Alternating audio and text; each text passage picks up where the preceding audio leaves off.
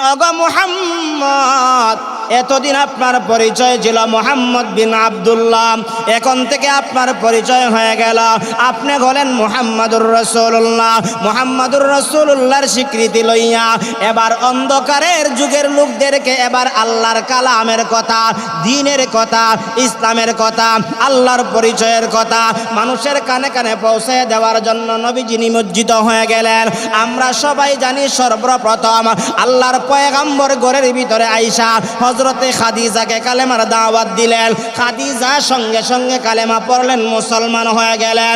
যুবকদের মধ্যে হযরতে বিশ্বনবী মুহাম্মদ সাল্লাল্লাহু আলাইহি ওয়াসাল্লাম হযরতে আলী রাদিয়াল্লাহু তাআলা আনহুকে কালেমার দাওয়াত দিলেন, তিনিও কালেমা পড়ে মুসলমান হয়ে গেলেন। এখানের মধ্যে একটা কথা আমার বলতেই হয়, আমার নবীজির চাচাতো ভাই হযরতে আলী, তিনি কেবলমাত্র একজন বালক মানুষ, 10 থেকে 12 বছর বয়স হবে। 10 থেকে 12 বছরের বালক লোকটা কেমনে কালেমা পড়লো, মুসলমান হয়ে গেল। তাফসীরের কিতাবের মধ্যে এবং সিরাত ইবনে হিশাবের মধ্যে লেখা হয়, আল্লাহর পয়গম্বর যখন প্রাথমিক অবস্থায় কালেমার দাওয়াত দিলেন, হযরতে খাদিজা যখন কালেমা পড়লেন, মুসলমান হয়ে গেলেন। হযরতে খাদিজা এবং আল্লাহর নবী মুহাম্মাদুর রাসূলুল্লাহ দুইজনে নামাজ পড়তেন। বলে হুজুর, ইসলামের প্রথম যুগে তো নামাজের বিধান আসে নাই, পূর্বের যুগের হযরতে ইব্রাহিম নবীর রীতি অনুযায়ী তিনি নামাজ পড়তেন। নামাজটা এরকম ভাবে পড়তেন, রুকু করতেন, সেজদা দিতেন, এরকম ভাবে দাঁড়ায় দাঁড়ায় আল্লাহ তাআলাকে স্মরণ করতেন। হঠাৎ করে আলী ইবনে আবি তালিব হযরতে বিশ্বনবীর ঘরে আইসা দেখেন হযরতে খাদিজা এবং হযরতে মুহাম্মদ সাল্লাল্লাহু আলাইহি ওয়াসাল্লাম দুইজনে আল্লাহকে দাঁড়ায় দাঁড়ায় স্মরণ করে। আমরাও নামাজের মধ্যে স্মরণ করি কাকে? আল্লাহরে স্মরণ করি। হযরতে আলী বলেন, আমি আমার চাচাতো ভাইয়ের ঘরে গেলাম, গিয়া দেখলাম আমার চাচাতো ভাই এবং চাচাতো ভাইয়ের ওয়াইফ অর্থাৎ হযরতে খাদিজা দুজনে দাঁড়ায় দাঁড়ায় আল্লাহকে স্মরণ করে। এই নামাজের দৃশ্যটা দেইকা হযরতে আলীর ভালো লেগে গেছে। সুবহানাল্লাহ কইবানি। দেখবেন আমাদের সমাজের মধ্যেও অনেক হিন্দুরা আছে, আমাদের নামাজ যখন চলে আমাদের নামাজের দিকে তারা তাকায় থাকে।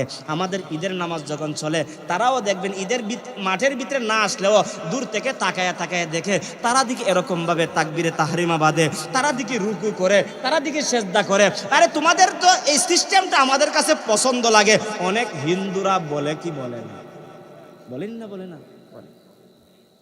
আলী ইবনে আবি তালিব এগুলো কোনোদিন দেখেন নাই।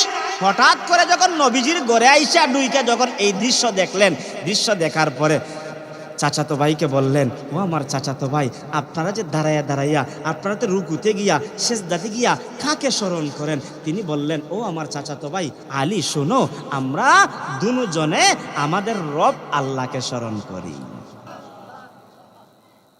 আল্লাহর পয়গম্বর জবাব দিলেন কি, ও আমার চাচাতো ভাই, আমরা দাঁড়ায় দাঁড়ায় আল্লাহকে স্মরণ করি, রুকুতে যাইয়া আল্লাহকে স্মরণ করি, সেজদায় গিয়া আল্লাহকে স্মরণ করি।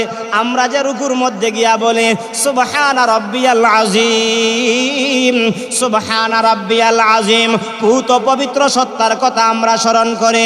সেজদায় গিয়া সুবহানা রাব্বিয়াল আ'লা, সুবহানা রাব্বিয়াল আ'লা, এই তাসবিহগুলো পড়ার মাধ্যমে আমরা আল্লাহকে স্মরণ করি। এবার যখন চাচাতো ভাই এই কথাটা বলল, আমার নবীজি বললেন, ও চাচাতো ভাই, আমরা যে দৃশ্যটা এই মুহূর্তে আমরা করলাম, যেই অবস্থায় আমরা আল্লাহকে স্মরণ করলাম, ওই আল্লাহর দিকে তোমাকে কালেমার দাওয়াত দিলাম, তুমিও কালেমা পড়ে মুসলমান হতে পারো। বালক মানুষ, মাত্র 10 থেকে 12 বছরের একটা বালক। এবার বালক আলী জবাব দিয়ে দিলেন, আমি যে তোমার ধর্ম গ্রহণ করব, তোমার ধর্ম যে আমি গ্রহণ করব, আমি আমার ব্যক্তিগতভাবে ধর্ম গ্রহণ করব না। আমার ঘরের ভিতরে তো আমার বাবা আছে, আছে, আমার বাবা তো আবি তালিব, আমার বাবার সঙ্গে পরামর্শ করে আমি কি করব, কালেমা পড়ব, তোমার ধর্ম গ্রহণ করব। নবীজি এবার জানাই দিলেন, চাচা তো ভাই তুমি যেহেতু ধর্ম গ্রহণ করবা, আমার চাচাকে জিজ্ঞাসা করে, অতএব আমার চাচাকে জিজ্ঞাসা করার দরকার নাই, তুমি কালেমা পড়ে মুসলমান হওয়ার দরকার নাই। এই কথাটা কেন বললেন? আমার নবীজি প্রাথমিক অবস্থায় 3 বছর গোপনে দাওয়াত দিতেন, প্রকাশ্যে দাওয়াত দিতেন না। কারণ প্রকাশ্যে দাওয়াত দিলে বেদিন বেঈমানরা আমার নবীর উপর আক্রমণ করে, আক্রমণ থেকে বাঁচার জন্য গোপনে গোপনে পছন্দনীয় মানুষদেরকে কালেমার দাওয়াত দিতেন। এবার হযরতে আলী বললেন, আচ্ছা ঠিক আছে, তোমার কথাও বলবো না, আমি আমার বাবাকেও জিজ্ঞাসা করব। দিনের বেলায় এই দৃশ্য দেখা বাড়িতে চলে গেলেন। আর সারা দিন শুধুমাত্র আলীর মাথার মধ্যে একটা চিন্তা, মুহাম্মদে কি বলেছে, আমার চাচাতো ভাই আমাকে কি বলেছে, যা বলেছে সত্য নাকি মিথ্যা, সে একটু যাচাই করতে আরম্ভ করলো, একটু যাচাই করতে আরম্ভ করলো। এরকম চিন্তা করতে করতে রাত্রি চলে আসলো। রাত্রিতে হযরতে আলী রাদিয়াল্লাহু তাআলা আনহু ঘুমায়া গেলেন। ঘুমের ভিতরে তিনি স্বপ্নে দেখেন মুহাম্মদে যা বলেছে সত্য বলেছে। আল্লাহু আকবার। মুহাম্মদে যা বলেছে, কি বলেছে, সত্য বলেছে। এবার ঘুম থেকে জাগ্রত হইয়া আউলাকে সে পাগল বেশে নবীজির দরবারে আইসা বলতেছে, ও চাচাতো ভাই, আমি আমার বাবার সঙ্গেও পরামর্শ করি নাই, করতে চাই না। আমি সারা রাত্র চিন্তা করে টেনশন করে আমি এই কথার উপরে আমি অক্ষমত হয়ে গেছি, আমি তোমার ধর্ম গ্রহণ করব।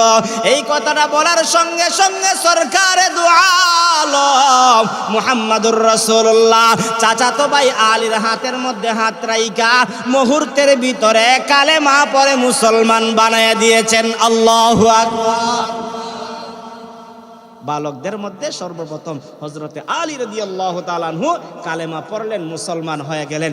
এবার তিনি কালেমা পড়ে মুসলমান হওয়ার পরে ঘরের ভিতরে গিয়া তিনি তো নবীর মতন দাঁড়ায়া দাঁড়াইয়া কি করেন, আল্লাহকে স্মরণ করেন, রুকুতে গিয়া আল্লাহকে স্মরণ করেন, সেজদায় গিয়া আল্লাহকে স্মরণ করেন।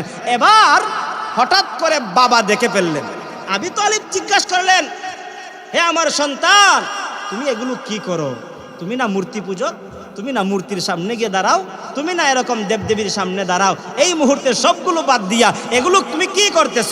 বলে, আমি তো আপনার বাতিজা মুহাম্মদের ধর্ম গ্রহণ করে কালেমা পড়ে মুসলমান হয়ে গেছি। এবার আবু তালিব কি বলেন? আবু তালিব ডাক দিয়া বলতেছেন, ও আমার সন্তান, তুমি যেই ধর্ম গ্রহণ করেছো সেটা সত্য ধর্ম, কিন্তু আমি আমার পূর্বের ধর্ম ছাড়তে পারবো না, আমার বাপ দাদার ধর্ম ছাড়তে পারবো না। কিন্তু সন্তানকে ভালো নসিহত করলেন, তুমি যেই ধর্ম গ্রহণ করেছো সত্য ধর্ম, এর মধ্যে কোনো সন্দেহ।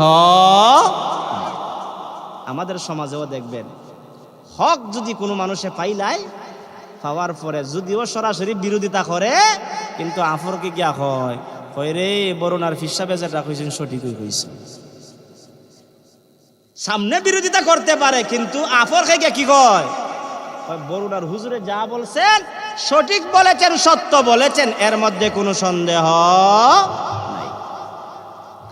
এজন্য আল্লাহর পয়গম্বর সরকারে দু আলম নবী মুহাম্মদুর রাসূলুল্লাহ সাল্লাল্লাহু আলাইহি ওয়াসাল্লাম এবার বন্ধুদের মধ্যে সর্বপ্রথম আবু বকরকে কালেমার দাওয়াত দিলেন। হযরতে আবু বকরকে কালেমার দাওয়াত দেওয়ার সঙ্গে সঙ্গে হযরতে সিদ্দিক আকবর রাদিয়াল্লাহু তাআলা আনহু সঙ্গে সঙ্গে তিনি কালেমা পড়লেন, মুসলমান হয়ে গেলেন। আমার নবীজি জিজ্ঞাসা করেন, বন্ধু, আমি তোমাকে বললাম কালেমা পড়ার জন্য, তুমিও কালেমা পড়লা, মুসলমান হয়ে গেলা, আমি কেমনে নবী হইলাম, কিভাবে নবী হইলাম, আমাকে তো তুমি কোনো প্রশ্ন করলা না। আবু বকর জবাব দেয়, ও বন্ধু, কেন আমি তোমাকে প্রশ্ন করব? তুমি যে নবী হইবা আমি অনেক বছর আগে জানতে পেরেছি। আল্লাহু আকবার। বন্ধুকে কি জবাব দিলেন? আমি কেন প্রশ্ন করব? কেন প্রশ্ন করব? আমি তো স্বপ্নে দেখেছি অনেক বছর আগেই যে তুমি ইসলামের কালেমার দাওয়াত, দ্বীনের দাওয়াত আমাকে পুরুষদের মধ্যে সর্বপ্রথম দিবা, আমি এটা অনেক আগেই স্বপ্নে দেখেছি, কিন্তু আমি আপনার স্বপ্নের বাস্তবতার জন্য আমি অপেক্ষায় ছিলাম। আজ যেহেতু তুমি আমাকে বলেছ, আমি বলার সঙ্গে সঙ্গে আমি কালেমা পড়ে মুসলমান হয়ে গেলাম। বলে তুমি কেমনে স্বপ্নে দেখলা? সিদ্দিক আকবর বলতে আরম্ভ করলেন, আপনি নবুয়ত পাওয়ার কিছুদিন আগে আমি গিয়েছিলাম সিরিয়ায় শাম দেশে ব্যবসার জন্য আমি গেলাম। ওই জায়গায় ব্যবসার জন্য যাওয়ার পরে আমি হঠাৎ করে একটা স্বপ্ন দেখলাম। স্বপ্নটা কি ছিল? আমি দেখলাম আসমান থেকে কি যেন একটা নূর আলো আসলো, আইসা আমার কলবে প্রবেশ করলো, আর কলবে প্রবেশ করার সঙ্গে সঙ্গে আমার ঘুমটা ভেঙে গেল। আমি দেখলাম এই আলোটা শুধুমাত্র আমাকে আলোকিত করে নাই, আমার ঘরের সবাইকে আলোকিত করলো, আমার আশপাশের সবাইকে আলোকিত করে ফেলেছে। আল্লাহু আকবার। এবার হযরতে আবু বকর বলেন, আমি স্বপ্ন দেখার পরে টেনশনে পড়ে গেলাম, চিন্তায় পড়ে গেলাম, কি স্বপ্ন দেখলাম আর স্বপ্নের ব্যাখ্যা আমি কিভাবে জানবো? আমি তো নিজের স্বপ্নের ব্যাখ্যা নিজে জানতে পারি না। অতএব তিনি সিরিয়ার শাম দেশের মধ্যে বেকুল হয়ে গেলেন। একজনের কাছে যান, আরেকজনের কাছে যান, আরেকজনের কাছে যান, গিয়া জিজ্ঞাসা করেন আমার স্বপ্নের ব্যাখ্যাটা জানায় দাও। কেউ বলে আমরা পারি না। একজনে পরামর্শ দিল, আমাদের দেশের মধ্যে এমন একজন জ্যোতিষী আছে, ওই জ্যোতিষীর কাছে যাইতে পারলে তিনি আপনার স্বপ্নের ব্যাখ্যা জানায় দিবে। এবার হযরতে আবু বকর ওই জ্যোতিষীর কাছে গেলেন, গিয়া বললেন যে আমি একটা স্বপ্ন দেখেছি, আমার স্বপ্নের ব্যাখ্যাটা আমি জানতে চাই। আসছিলাম সিরিয়ায় ব্যবসা করার জন্য, ব্যবসা করতে আর ভালো লাগে না, মন চায় না, স্বপ্নে যেন আমাকে অন্যরকম করে ফেলেছে। এবার জ্যোতিষী আল্লাহর পয়গম্বরের সাহাবী হযরতে আবু বকরের মাথার দিকে একবার তাকায়, পায়ের দিকে একবার তাকায়, আর তাকায় জিজ্ঞাসা করে, ও যুবক তোমার নাম কি? হযরতে আবু বকর বললেন আমার নাম আবু বকর। জিজ্ঞাসা করলেন তোমার বাবার নাম কি? বলে আমার বাবার নাম আবি কুহাফা। বলে তোমার বাড়ি কোথায়? বলে আমার বাড়ি হলো মক্কায়। এবার ওই জ্যোতিষী ডাক দিয়া বলে, হে যুবক, তোমার নাম যদি আবু বকর হয়ে থাকে, তোমার বাবার নাম যদি আবি কুহাফা হয়ে থাকে, তোমার বাড়ি যদি মক্কায় হয়ে থাকে, শুনে রাখো রে যুবক, মক্কার মধ্যে এমন একজন ব্যক্তির আবির্ভাব হবে যার নাম হবে মুহাম্মদ, যার মায়ের নাম হবে আমেনা, যার বাবার নাম হবে আব্দুল্লাহ। সে কুরাইশ বংশে জন্মগ্রহণ করবে। ওই লোকটা নবুয়ত পাওয়ার পরে সর্বপ্রথম তোমাকে কালেমার দাওয়াত দিবে, আর তুমি সেই কালেমার নূর আর আলো গ্রহণ করে তুমিও আলোকিত হইবা, তোমার ফ্যামিলির সবাই আলোকিত হয়ে যাবে। জোরে আওয়াজ দিয়া বলুন আল্লাহু আকবার। এই স্বপ্ন দেখার পরে, স্বপ্নের ব্যাখ্যা জানার পরে হযরতে আবু বকর বলেন, আমি এবার মনটা আনন্দিত হয়ে গেল। আনন্দের সাথে আমি ব্যবসা বাণিজ্য কইরা মক্কায় আসলাম। মক্কায় আসার পরে আমার ধারণা হয়ে গেছে আমার বন্ধু একদিন নবী হবে, কিন্তু আমি আমার বন্ধুকে আমার স্বপ্নের কথা বলি না। দিন যায়, রাত্র পোহায়, সপ্তাহ যায়, মাস যায়, বৎসরের পর বৎসর যায়। হঠাৎ করে যখন মোহাম্মদ বন্ধু আমাকে কালেমার দাওয়াত দিল, আমার স্বপ্নের কথা স্মরণ হয়ে গেছে, তিনি আমাকে দাওয়াত দিবেন, আমি সেই নূর গ্রহণ করতে পারবো। সেজন্য ও বন্ধু মুহাম্মদ সাল্লাল্লাহু আলাইহি ওয়াসাল্লাম, আপনাকে কোনো প্রশ্ন করি নাই, বিনা প্রশ্নে আমি কালেমা পড়ে মুসলমান হয়ে গেলাম।